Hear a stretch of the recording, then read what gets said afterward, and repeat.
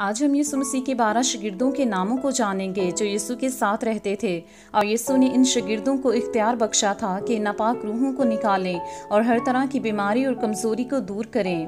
पहला शमाउन जो पतरस कहलाता है, दूसरा इंद्रियास पतरस का भाई, तीसरा यकूब जब्दी का बेटा, चौथा यूहन्ना यकूब का भाई, पांचवा फिलिप्पुस, छठा बरतलमाई, सातवां तोमा, आठवां मत्ती, नौवां यकूब, 10वां तद्दी, 11वां शमाउन कैनानी और 12वां यहूदा अक्सरयूती जिसने यीशु को पकड़वा भी दिया। जब यीशु तीसरे दिन मुर्दों में से जी उठा तो जी उठने के बाद भी शागिर्दों को ताकीद की और कहा कि बस तुम जाकर सब कौमों को शागिर्द बनाओ और उनको बाप, बेटे और रूहुल कुद्दस के नाम से बपतिस्मा दो।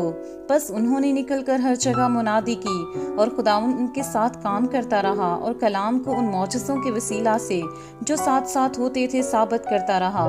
जब यहूदा अक्सरयूती ने यीशु को पकड़वाया तो उन 12 में से अलग हो गया और जो खिदमत और रसालत की जगह जिसे यहूदा छोड़कर गया था उन्होंने मत्तिया को पूरा डालकर चुना। बस वो 11 रसूलों के साथ खिदमत करने लगा और 12वां शागिर्द कहलाया।